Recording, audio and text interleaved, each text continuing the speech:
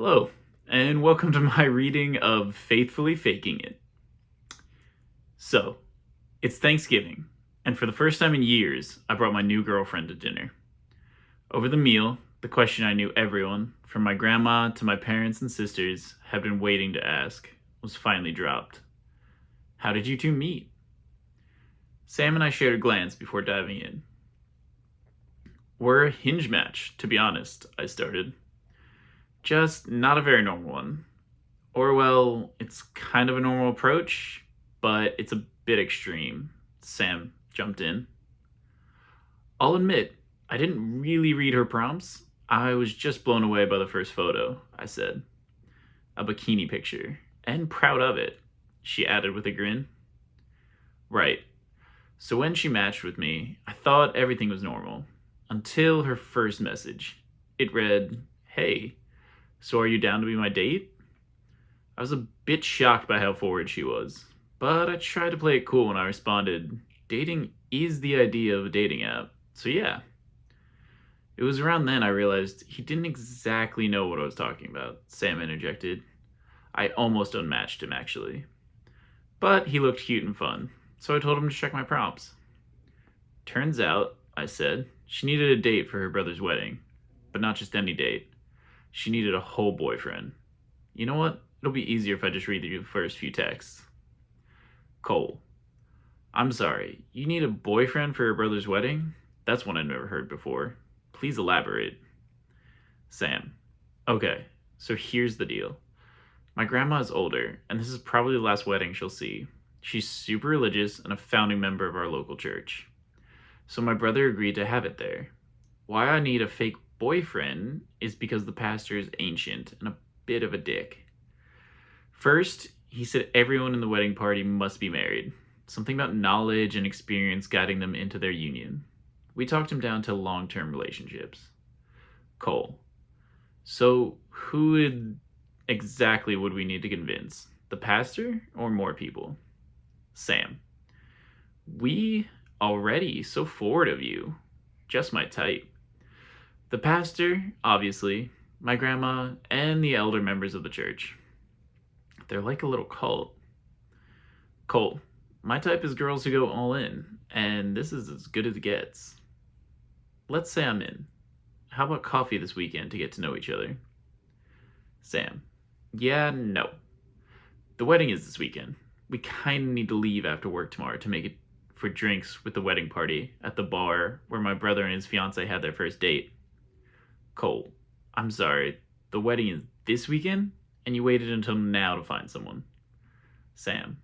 No, I'm not insane. Cole. Right. Just quirky enough to bring a total stranger to a wedding as your fake boyfriend. Sam. Exactly. Look, I've been looking. Went on a few dates with promising guys, but when I told them the story, most ghosted. The only guys who agreed were a little too eager, and it was creepy. Cole. Sensible. I like that. So you're taking a chance on me? Sam. Oh yeah. You seem just hesitant enough to give off normal guy energy. Cole. Normal guy energy was my senior superlative in high school. Thank you for noticing. Sam. I know. I have a special gift. So, you willing to take Friday off and help a girl out? Free hotel. Cole. Okay. I'll bite. Let's do it. But I should drive. You know, as your boyfriend and all. Not so I can escape if I need to. Sam. Oh, of course. Why would you need to do that? Awesome. I'll send you my address and let you know what time. I guess you could call the car ride to her hometown our first date, I said. We asked all the regular questions, talked about our jobs and families. Hers was obviously a bit more important for me to learn about. Oh, and we set some ground rules for the weekend. I chuckled as Sam's hand grazed mine. What kind of rules? My nephew asked from the kids' table. Well, I got a hotel room with 2 beds for starters. No lying to each other. I know it's ridiculous since the relationship was a lie, but I didn't think we could pull it off if we didn't trust each other. We only had to perform around the older church members, the pastor, and her grandma, and finally, I would decide when we kiss, Sam explained. With rules meant to be broken, I teased with a knowing laugh. I added a rule. Absolutely no falling in love, I joked, earning an eye roll from Sam. We usually wait for dinner. For dessert, my mom chimed in, but I'm bringing it now. We need to hear how this wedding weekend went. So, the weekend went as follows.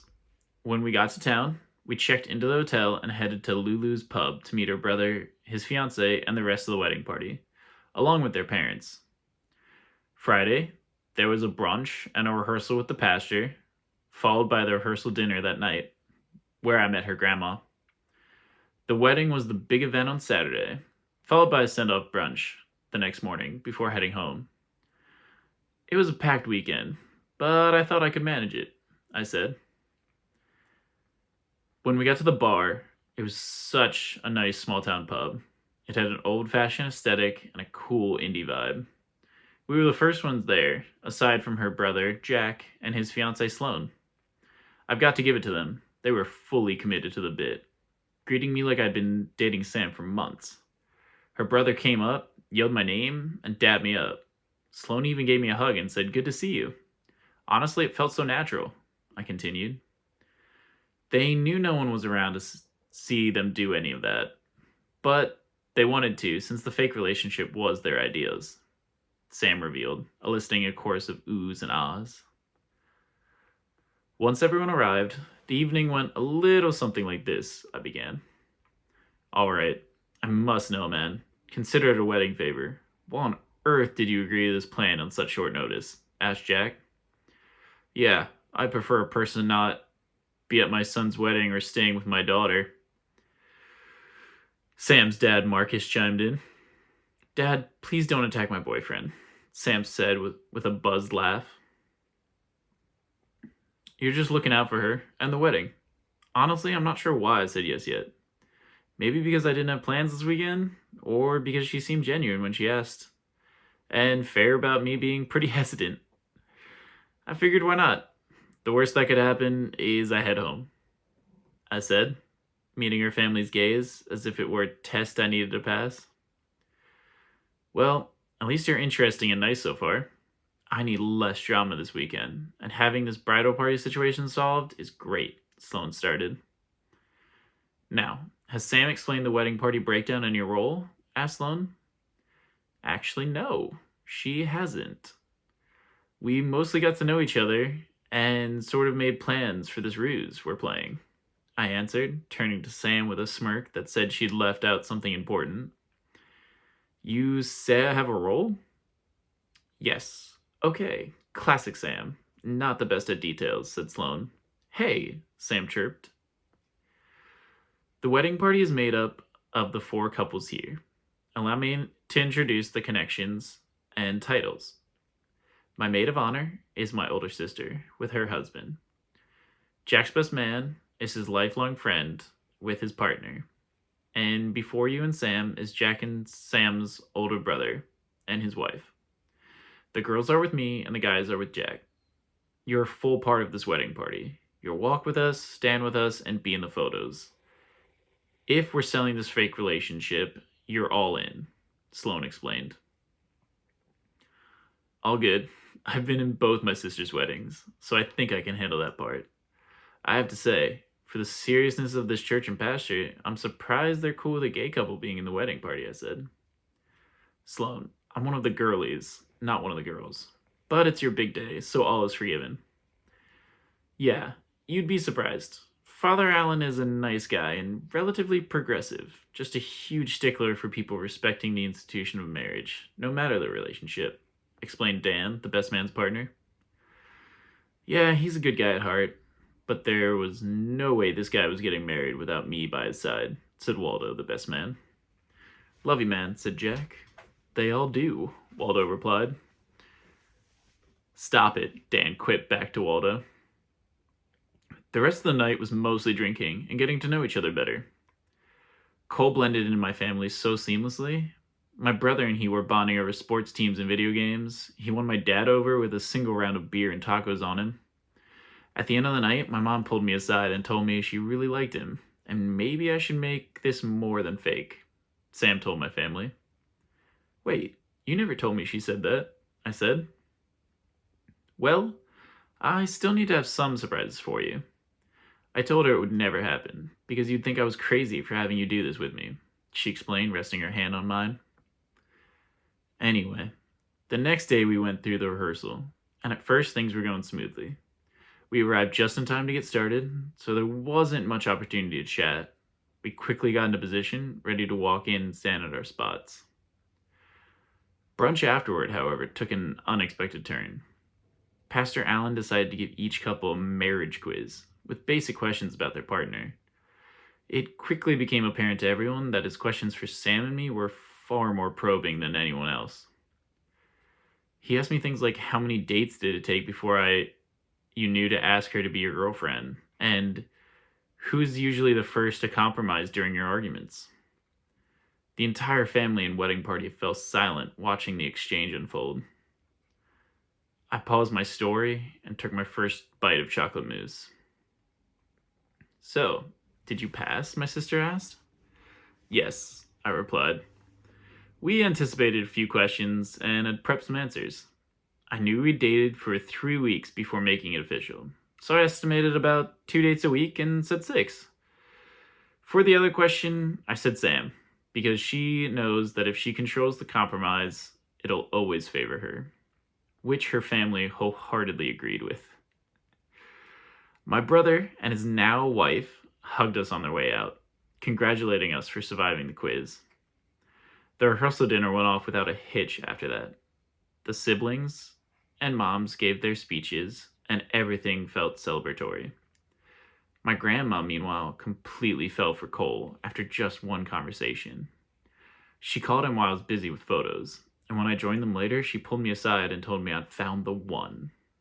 She said he was charming and cute, and even joked that she'd make it long enough to be at our wedding, Sam recounted with a laugh. Oh, the pressure, my mom interjected. I know. I felt a little bad. She even asked to see us kiss. Our first, in fact, I added sheepishly. My favorite part of the night, I continued, was after most people left. A small group of us decided to grab drinks, but we accidentally went to the wrong bar, uptown instead of downtown location. Before realizing the mistake, though, we sat and shared a drink while we waited. That was your favorite part? Sam asked, raising an eyebrow. Yep. It was the first time we weren't really focused on the lie. We suddenly had real inside jokes, like about the pastor's marriage quiz and your uncle getting a little too drunk on whiskey, which he insisted was the only thing he would drink the entire night.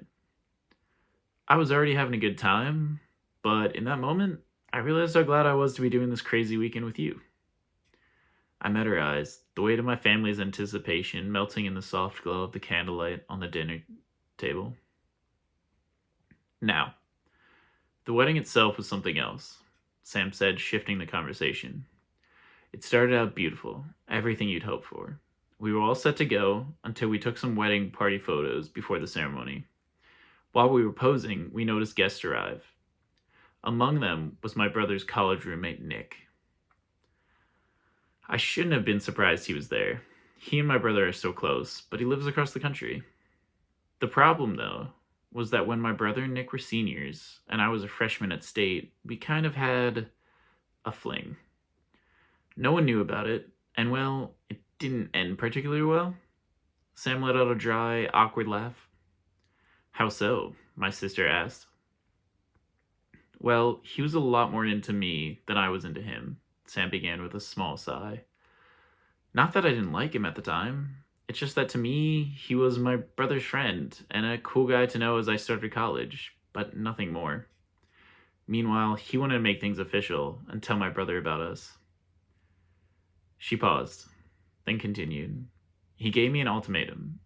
Either we tell my brother and date openly, or we end things. So I ended it right there. He didn't take it well.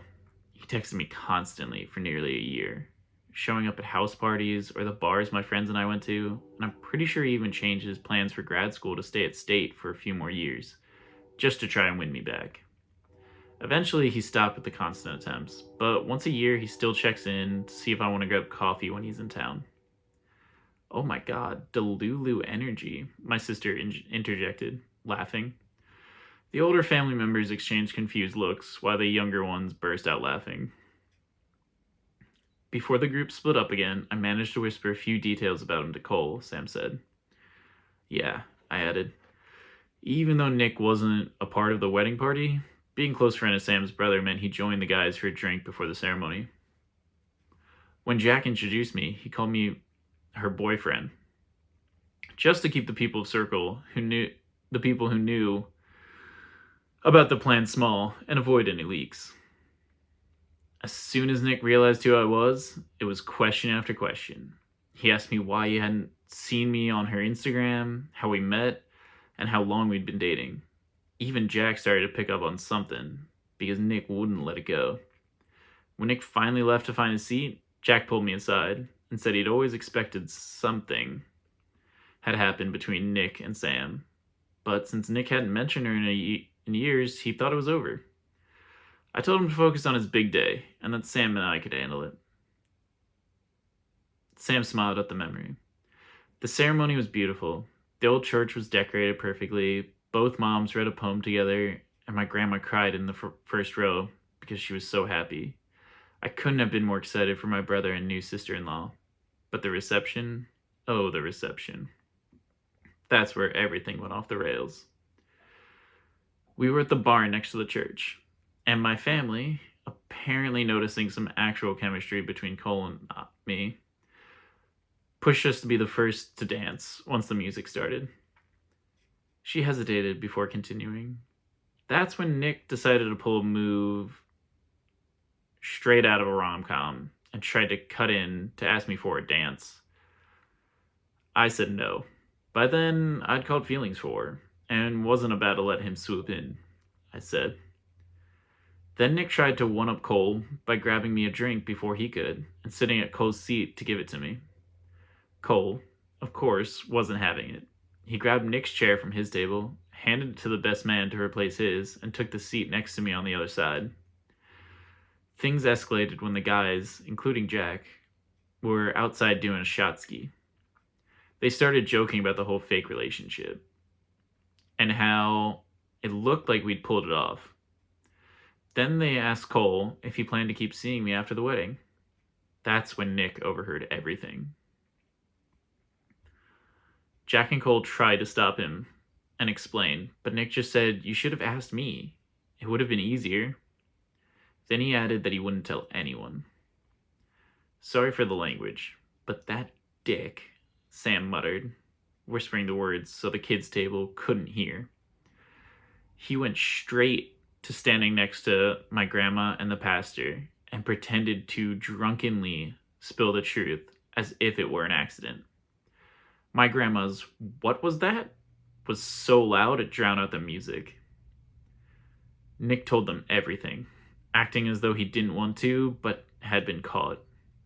My parents, Jack, Sloan, and I were all called to sit down. Pastor Allen was furious, saying we'd insulted his values and disrespected his role in the wedding. Thankfully, Sloan stepped in and calmed him down. She explained how hard they'd worked to respect him in the church, emphasizing how important family and these bonds were to them. That's why they outright refused to get married without including all of their siblings in the wedding party. He didn't have much to say after that. My grandma, however, was silent the entire time. I thought she was about to write me out of the will. But then she said... Sam trailed off smiling. "You, Nick boy," I cut in, imitating her.